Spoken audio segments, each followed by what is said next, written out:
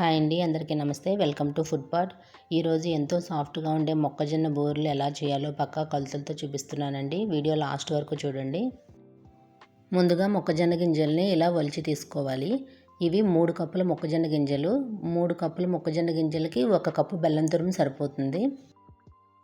ఇప్పుడు mixie jar తీసుకుని అందులోకి ఈ మొక్కజొన్న గింజలు అలాగే తురిమిన బెల్లం కూడా కొంచెం కొంచెంగా తీసుకుని మిక్సీ పట్టుకోవాలి.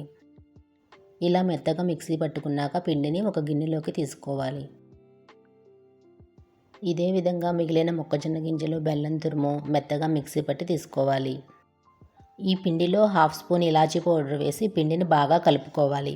పిండి కనుక ఒకవేళ పలుచగా అయితే కొంచెం కార్న్ఫ్లోర్ కానీ లేదా కొంచెం బియ్య పిండి కానీ కలుపుకుంటే సరిపోతుంది. ఇప్పుడు స్టవ్ ఆన్ చేసుకుని కడాయి పెట్టుకుని డీప్ ఫ్రైకి సరిపడా ఆయిల్ పోసుకోవాలి. ఆయిల్ వేడైన తర్వాత చేతిని వాటర్లో తడుపుకొని కొంచెం పిండి ముద్ద తీసుకుని చేతి మీద కొంచెం పలుచగా ఒత్తుకుని ఆయిల్లో వేసుకోవాలి.